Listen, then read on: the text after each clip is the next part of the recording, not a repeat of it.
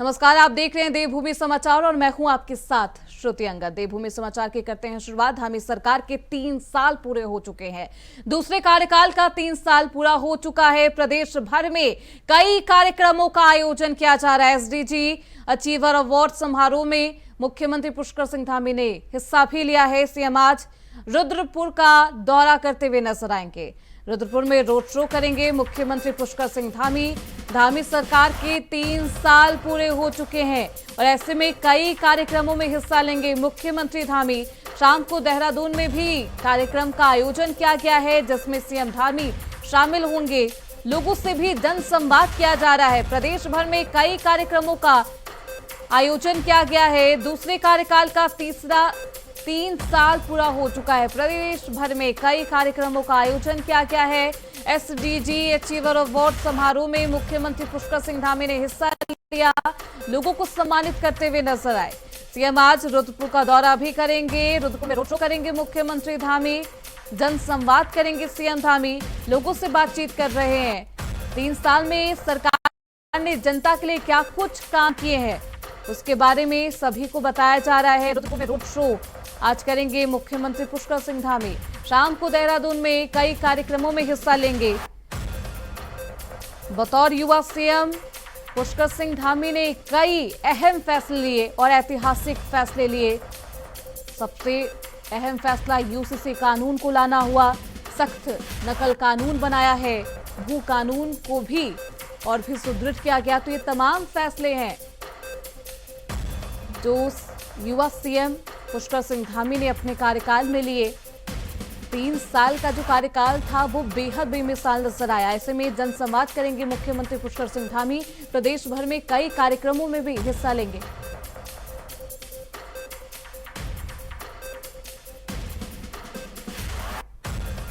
CM Yogi Adityanath live आ रहे हैं। योगी सरकार के 8 साल पूरे हो चुके हैं। ऐसे में 8 साल का जो कमाल था वो धुआंधार और बेमिसाल था। ऐसे में सीएम योगी क्या कुछ कह रहे हैं वो आपको 8 वर्ष पहले बीमारू राज्य माना जाता था, देश के विकास का बैरियर माना जाता था। इस उत्तर प्रदेश को 8 वर्ष पहले केवल एक श्रम शक्ति के रूप में लोग जानते थे। आज वही उत्तर प्रदेश 8 वर्ष बाद देश की अर्थव्यवस्था ग्रोथ इंजन बनकर के उभरा है। आज वही उत्तर प्रदेश 8 वर्ष की इस यात्रा के दौरान देश के अंदर अर्थ पुंज बनकर के उतरा है, अर्थ शक्ति के रूप में उभरा है। आज यही उत्तर प्रदेश प्रत्येक सेक्टर में जो देश के विकास का एक बैरियर माना जाता है, वही उत्तर प्रदेश देश के विकास का ब्रेक थ्रू बन करके उसको एक नई दिशा देने के लिए हर एक सेक्टर में आगे बढ़ता हुआ दिखाई दे रहा है। खासतौर पर अगर मैं एग्रीकल्चर सेक्टर की ही बात करूं, 2017 के पहले उत्तर प्रदेश के अंदर ये क्षेत्र पूरी तरह उपेक्षित था। हम लोगों ने हमेशा इस बात को माना है कि विकास की जो ये अवधारणा है, हमें पहले अपने उन सेक्टर को चिन्हित करना पड़ेगा जिसमें हमारे लिए सबसे आसान और सबसे महत्वपूर्ण संभावना है। उत्तर प्रदेश प्राचीन काल से ही इस दिशा में 2 सेक्टर में बहुत आगे बढ़कर के काम करने वाला राज्य रहा है। इसमें एक कृषि प्रधान देश, प्रकृति और परमात्मा के असीम कृपा का यह प्रदेश, अत्यंत उर्वरा भूमि, पर्याप्त मात्रा में जल संसाधन, हमारे पास एक बड़ी आबादी यहां निवास करती है। इन सब को उचित और व्यवस्थित नियोजित करके हम देश के लिए खाद्यान्न उत्पादन का एक बास्केट बनकर के उभर सकते थे। तकनीक का उपयोग करके किसानों की आमदनी को कई गुना आगे बढ़ा सकते थे। लेकिन 17 के पहले उत्तर प्रदेश का किसान आत्महत्या कर रहा था। 17 के पहले उत्तर प्रदेश के अंदर कृषि सेक्टर में एक वीरानी छाई हुई थी, लेकिन इन 2017 के बाद ये डबल इंजन की सरकार ने जो व्यापक परिवर्तन किए हैं वह हम सबके सामने है। आपने देखा होगा जो कृषि की दर थी उत्तर प्रदेश में वह 2016-17 तक केवल 5% के आसपास थी। आज बढ़कर के 13.5% से अधिक हुई है और उत्तर प्रदेश की जीडीपी में इसके कारण 28% की बढ़ोतरी आज देखने को मिल रही है। और इसकी शुरुआत हमारी कैबिनेट ने, पहले ही कैबिनेट ने की थी। प्रदेश के अंदर 36,000 करोड़ रुपए की लागत से लघु और सीमांत किसानों के कर्ज माफी के कार्यक्रम को लेकर के आज उसी का परिणाम है कि जिस प्रदेश में 16-17 तक कुल यहां पे 557 लाख मीट्रिक टन खाद्यान्न का उत्पादन होता था, आज उसी प्रदेश में हम लोग गत वर्ष ही 668 लाख मीट्रिक टन से अधिक खाद्यान्न का उत्पादन किए हैं। यानी ये 20% खाद्यान्न के उत्पादन में बढ़ोतरी एक वर्ष में ही उत्तर प्रदेश के अंदर देखने को मिली है। प्रधानमंत्री ऋण मोचन की योजना से लेकर के प्रधानमंत्री किसान सम्मान निधि की योजना तक हर एक क्षेत्र में आज किसान को डीबीटी के माध्यम से धनराशि जाती। प्रदेश में आज के दिन पर प्रधानमंत्री किसान सम्मान निधि में 2,61,000 से अधिक किसानों को 80,000 करोड़ रुपए से अधिक की धनराशि डीबीटी के माध्यम से उनके खातों में गई है। प्रदेश के अंदर सिंचाई की क्षमता में व्यापक बढ़ोतरी हुई है। ये वही प्रदेश है वर्षों से जहां पर सिंचाई की परियोजनाएं लंबित पड़ी हुई थी। अर्जुन सहायक हो, बाणसागर हो, सरयू नहर राष्ट्रीय परियोजना हो, 40 वर्षों से योजनाएं लंबित पड़ी हुई थी। इस दौरान इन 8 वर्ष के अंदर प्रदेश सरकार ने, डबल इंजन की सरकार ने प्रधानमंत्री कृषि सिंचाई योजना का सहयोग लेकर के इन सभी परियोजनाओं को पूर्ण किया। लगभग 23 लाख हेक्टेयर के अतिरिक्त सिंचाई की सुविधा उत्तर प्रदेश के अन्नदाता किसानों को दी। प्रदेश के अंदर कृषि विज्ञान केंद्र स्थापित कराए। प्रदेश के अंदर कृषि विश्वविद्यालयों का उन्नयन किया। एक नए कृषि विश्वविद्यालय की स्थापना के लिए और 20 नए कृषि विज्ञान केंद्रों को सेंटर ऑफ एक्सीलेंस स्थापित करने की दिशा में कार्य प्रारंभ किए। टेक्नोलॉजी मिली, अच्छे बीज मिले। परिणाम क्या हुआ? धान में, गेहूं में, दलहन में, तिलहन में, श्रीअन्न में, हर एक सेक्टर में उत्तर प्रदेश एक नई स्पीड के साथ आगे बढ़ता हुआ दिखाई दिया। इसकी झलक मैं इसी बात से आपको देता हूं कि उत्तर प्रदेश में 2017 के पहले जो चीनी उद्योग लगभग बंदी के कगार पर था, अनुमान करिए व्यापक आंदोलन चलते थे, किसान अपने खेतों में आग लगाता था। वर्षों तक जब 2017 में हम लोग आए थे तो 2008-9 से लेकर के 2017 तक गन्ना किसानों का गन्ना मूल्य का हजारों करोड़ रुपया बकाया था चीनी मिलों पर। सरकारें चीनी मिलों को औने पौने दाम पे बिक रही थी। आज भी माननीय उच्चतम न्यायालय में मामला चल रहा है, लेकिन हमारी सरकार आई, हमने एक भी चीनी मिल को बंद नहीं किया। बंद चीनी मिलों को रिवाइव किया। उत्तर प्रदेश के अंदर इस दौरान हम लोगों ने 3 नई चीनी मिलों की स्थापना की, 6 चीनी मिलों की पुनर्संचालन की कार्रवाई की, 38 चीनी मिलों का विस्तार किया और वर्तमान में 122 चीनी मिलें प्रदेश के अंदर क्रियाशील हैं। 2017 से अब तक गन्ना किसानों को 2,80,000 करोड़ रुपए से अधिक का गन्ना मूल्य का भुगतान हुआ और यह पिछली सरकारों के 22 वर्ष के कार्यकाल की तुलना अगर इसे किया जाए, उन्होंने। तो आप सुन रहे थे मुख्यमंत्री योगी आदित्यनाथ को। खबरों बढ़ते आगे। धामी सरकार के 3 साल पूरे हो चुके हैं और दूसरे कार्यकाल का 3 साल पूरा हो चुका है। प्रदेश भर में कई कार्यक्रमों का आयोजन किया गया है। एसडीजी अचीवर अवार्ड समारोह में हिस्सा लिया है मुख्यमंत्री पुष्कर सिंह धामी ने। सीएम आज रुद्रपुर का दौरा भी करेंगे। रुद्रपुर में रोड शो करेंगे सीएम धामी। शाम को देहरादून में कार्यक्रम का आयोजन किया जाएगा जिसमें शामिल होंगे मुख्यमंत्री पुष्कर सिंह धामी। दूसरे कार्यकाल का तीसरा साल पूरा हो चुका है, यानी कि 3 साल पूरे हो चुके हैं, जो कि बेहद बेमिसाल रहे। बतौर युवा सीएम मुख्यमंत्री पुष्कर सिंह धामी ने कई अहम फैसले लिए, कई ऐतिहासिक फैसले लिए। यूसीसी कानून को लाया। उत्तराखंड ऐसा पहला राज्य है जो कि यूसीसी कानून को पारित कर चुका है, लागू कर चुका है। तो आपको बता दें, एसडीजी अचीवर अवार्ड में भी मुख्यमंत्री पुष्कर सिंह धामी ने हिस्सा लिया, लोगों को सम्मानित करते हुए नजर आए। धामी सरकार के 3 साल पूरे हो चुके हैं। भू कानून से लेकर यूसीसी कानून, सख्त नकल कानून, ये तमाम कानून जो कि जनता के हित में सरकार के द्वारा लाया गया है। और अब ऐसे में 3 साल पूरे होने पर पूरे प्रदेश भर में कई कार्यक्रमों का आयोजन किया गया है। धामी सरकार के 3 साल पूरे हो चुके हैं।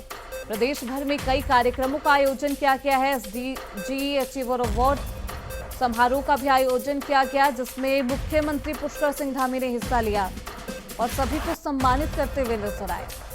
वहीं सीएम धामी आज रुद्रपुर का भी दौरा करेंगे। रुद्रपुर में रोड शो करेंगे सीएम धामी। शाम को देहरादून में कार्यक्रम होगा जिसमें सम्मिलित होंगे मुख्यमंत्री धामी।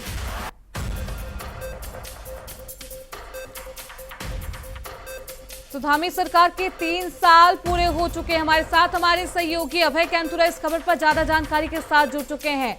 अभय, सरकार के 3 साल पूरे हो चुके हैं, इसमें प्रदेश भर में जश्न का माहौल है, कई कार्यक्रमों का आयोजन किया गया है। देखिए, ये सिर्फ देहरादून ही नहीं बल्कि पूरे उत्तराखंड में इस समय सरकार के 3 साल पूरे होने पर भव्य कार्यक्रमों का आयोजन यहाँ पर किया जा रहा है। हर जनपद में इसी प्रकार के कार्यक्रम आयोजित हो रहे हैं, ब्लॉक स्तर पर कार्यक्रम आयोजित हो रहे हैं। जनता को बताने का काम किया जा रहा है कि धामी सरकार ने पिछले 3 साल में कितनी बड़ी उपलब्धियां हासिल करी है। जनता के लिए जो विकास की परियोजनाएं सरकार की तरफ से लाई जा रही है, धरातल पर किस प्रकार से उतर रही है, जनता कैसे उनका लाभ यहाँ पर उठा सकती है। आज ये कह सकते हैं कि रुद्रपुर में भी मुख्यमंत्री पुष्कर सिंह धामी के इस 3 साल के कार्यकाल को पूरा होने पर एक जश्न का कार्यक्रम वहाँ पर होगा। एक भव्य कार्यक्रम उनकी तरफ से वहाँ पर आयोजित किया जा रहा है। पहले मुख्यमंत्री पुष्कर सिंह धामी 12:30 बजे रुद्रपुर में एक रोड शो में सम्मिलित होंगे और उसके बाद जो रुद्रपुर का जो गांधी मैदान है वहां पर एक मुख्यमंत्री पुष्कर सिंह धामी का एक जनसभा का कार्यक्रम आयोजित वहां पर किया गया है, जहां पर वो बताएंगे कि पिछले 3 सालों में किस प्रकार से हर चुनौती को पार करते हुए उनकी सरकार ने राज्य में विकास के नए आयाम स्थापित करने का काम यहाँ पर किया है। जनता की जो उम्मीदें थी उन उम्मीदों को कैसा पूरा करने का काम सरकार की तरफ से किया गया है। उसमें आप सबसे बड़ी उपलब्धि के तौर पर देख सकते हैं कि उत्तराखंड में यूसीसी कानून लागू हो चुका है और उत्तराखंड देश का पहला राज्य बन चुका है। उसके लिए किस प्रकार से राज्य सरकार की सोच और कैसे उस सोच को धरातल पर उतारने का काम यहाँ पर किया गया है। उसके बाद सख्त भू कानून को लाने का काम उत्तराखंड में कर दिया गया है। इसके अलावा नकल विरोधी कानून जो युवाओं के भविष्य को सुरक्षित रखने वाला कानून है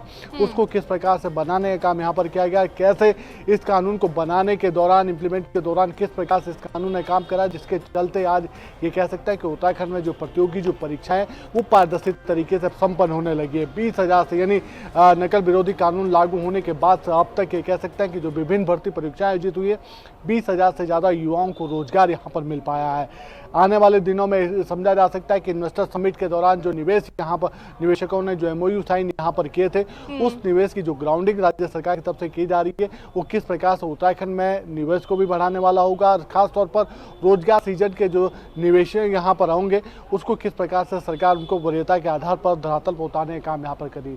ये कहा जा सकता है कि उत्तराखंड के इस समय समूचे, चाहे वो ब्लॉक में रहा हो, जनपद में रहा हो या फिर मंडल स्तर पर रहा हो, विभिन्न कार्यक्रम आयोजित करके सरकार की उन उपलब्धियों को जनता के बीच पहुंचाने का काम जिला प्रशासन की तरफ से भी किया जा रहा है। कार्यकाल में राष्ट्रीय खेल का आयोजन हुआ था, उनकी तरफ से भी किया जा रहा है, जिसकी मेजबानी खुद उत्तराखंड ने की थी। पहली बार ऐसा हुआ था। ऐसे में कई ऐतिहासिक फैसले बतौर युवा सीएम मुख्यमंत्री पुष्कर सिंह धामी ने लिए हैं, जो कि जनता के कल्याण के लिए है।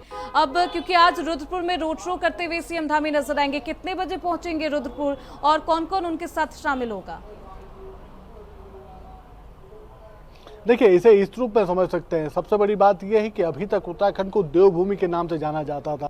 यहाँ की जो चारधाम यात्रा थी, उस चारधाम यात्रा पे लाखों की संख्या में श्रद्धालु यहाँ पर पहुंचते थे और एक छवि देवभूमि की जो छवि है, उस छवि को आगे बढ़ाने का काम उनकी तरफ से किया जाता था। लेकिन अब ये कहा जा सकता है कि खेल भूमि के रूप में भी उत्तराखंड को जाना जाने लगा है, क्योंकि जो 38वें राष्ट्रीय खेलों की मेजबानी उत्तराखंड ने करी और उत्तराखंड में जिस प्रकार से इन खेलों का भव्य आयोजन यहाँ पर हुआ, उसका जिस प्रकार से खिलाड़ियों को यहाँ पर बेहतर सुविधाएं दी गई, खास तौर पर उत्तराखंड ने खुद ये कह सकते हैं कि मेजबानी करते हुए जिस प्रकार से पदक तालिकाओं में टॉप 7 में रहने का काम यहाँ पर किया। और अगर पदकों की बात करते हैं तो 104 पदक पार कर ये कह सकते हैं कि चौथे स्थान पर उत्तराखंड मेडलिस्ट की श्रेणी में यहाँ पर रहा। तो ये सारी चीजें जिससे उत्तराखंड का खेल भूमि के रूप में जाना जाता। दूसरा, आज जब रुद्रपुर में मुख्यमंत्री पुष्कर सिंह धामी यहाँ पर पहुंचेंगे तो सबसे बड़ी बात है कि किस प्रकार से विकास के पहिए को बढ़ाने वाला काम जो सरकार की तरफ से किया जा रहा है, जो विकास की योजनाओं को धरातल पर उतारा जा रहा है, उनको भी बताने का उनकी तरफ से किया जाएगा कि उत्तराखंड में जो निवेश इस समय आ रहा है, इन 3 सालों में ये बताने का काम किया जाएगा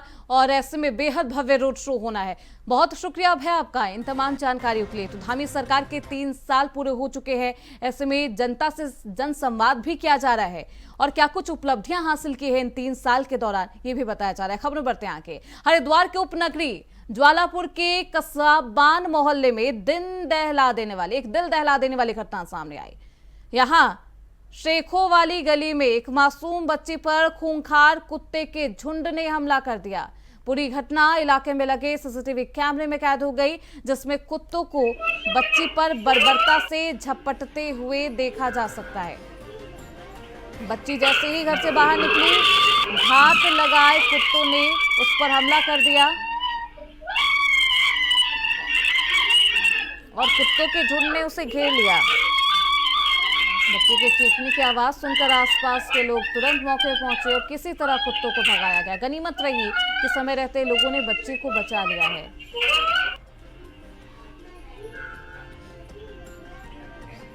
ऐसे में सुरक्षा व्यवस्था पर भी सवाल उठे हैं।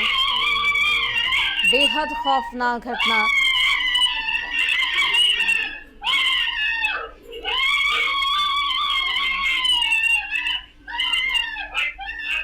ये घटना सीसीटीवी फुटेज, जिस घटना की सीसीटीवी फुटेज भी सामने आई है। बच्ची को बचाने की कोशिश भी की गई, स्थानीय लोगों ने बच्ची को बचाया है।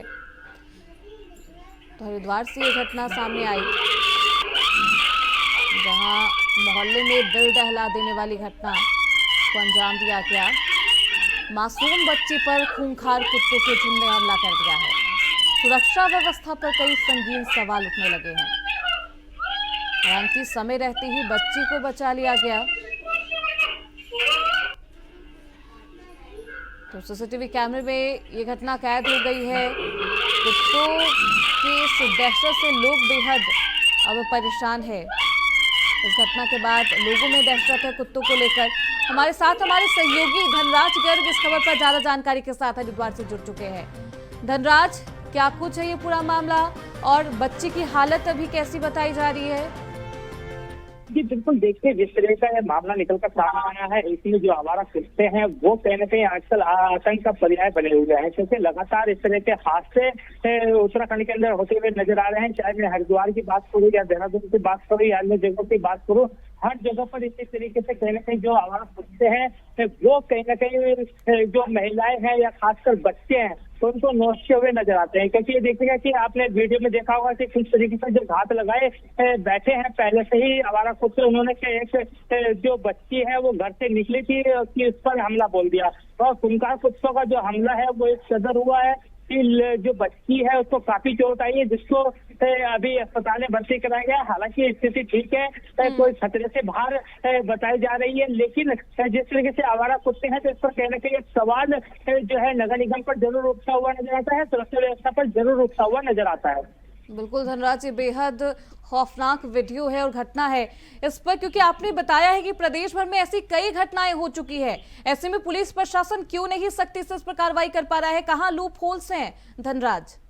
बिल्कुल सुनीति, देखिए जिस तरह की ये घटनाएं होती हैं इससे कहीं ना कहीं लोगों के अंदर एक भय का माहौल जरूर बनता है, लेकिन नगर निगम इस पर कार्रवाई करने के लिए तैयार नहीं रहता, क्योंकि नगर निगम की जिम्मेदारी होती है कि जो आवारा कुत्ते होते हैं या आवारा पशु होते हैं उनको पकड़कर अलग से कहीं ना कहीं उनको जगह पर पहुंचाया जाए। लेकिन इस तरह के जो आवारा कुत्ते हैं वो लगातार कहीं ना कहीं बच्चों को अपना शिकार बनाते हुए नजर आते हैं, और इससे कहीं ना कहीं बच्चों के अंदर तो भय का माहौल ही है, लेकिन पूरे इलाके के अंदर कहीं ना कहीं एक डर का माहौल पैदा होता है। और आप देखिएगा कि आपने वीडियो में देखा होगा किस तरीके से एक बच्ची पर कुत्तों ने हमला किया है। हालांकि जो लोग आसपास थे उन्होंने बिल्कुल, इस घटना के बाद लोगों में भी दहशत है कुत्तों को लेकर, और ऐसे में सुरक्षा व्यवस्था पर कई संगीन सवाल उठने लगे हैं। बहुत शुक्रिया धनराज आपका इन तमाम जानकारियों के लिए। तो इस घटना का खौफनाक वीडियो सामने आया जिसके बाद लोगों में दहशत है। खबरों बढ़ते हैं आगे। देहरादून के डोईवाला टोल प्लाजा पर हादसा हो गया है। एक कार बेहद बुरी तरह से क्षतिग्रस्त हो गई है।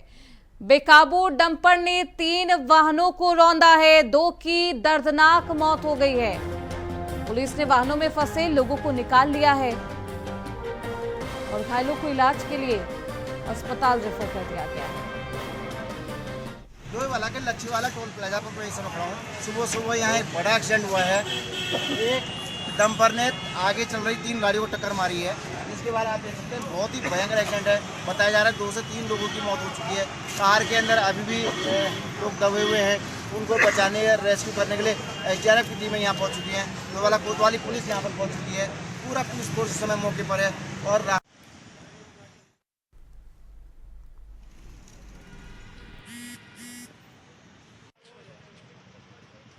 कुमार अग्रवाल डोईवाला से ज्यादा जानकारी के साथ जुड़ चुके हैं। राजकुमार, कैसे ये हादसा हुआ है, क्या कुछ जानकारी मिल पा रही है? बिल्कुल, देखिए आज सुबह 7 बजे की ये घटना है, जब देहरादून के नथनपुर से टिहरी अपनी ड्यूटी के लिए 2 लोग जा रहे थे। तो लच्छीवाला टोल पर ये टोल देने के लिए खड़े थे, लेकिन अचानक पीछे से तेज डंपर आया और उसने इस कार के साथ 2 अन्य कार को टक्कर मारी है। तो जो दूसरी कारें थी वो तो बच गई, किनारे हो गई, लेकिन ये कार चपेट में आ गई और डंपर के साथ जाकर पिलर से चिपक गई। यानी कि बहुत ही खतरनाक हादसा था। और गाड़ी के अंदर 2 लोग सवार थे, दोनों इसकी जद में आ गए। मौके पर ही दोनों की मौत हो गई। 3 घंटे का रेस्क्यू ऑपरेशन चला, जिसके बाद इन दोनों लोगों की बॉडी जो है निकल पाई है कार के अंदर से। तो अंदाजा लगाया जा सकता है कि कितना भयंकर ये हादसा था। क्या हादसे की वजह सामने आ पाई है? क्या रॉन्ग साइड से कार आ रही थी? कोई खास वजह राजकुमार?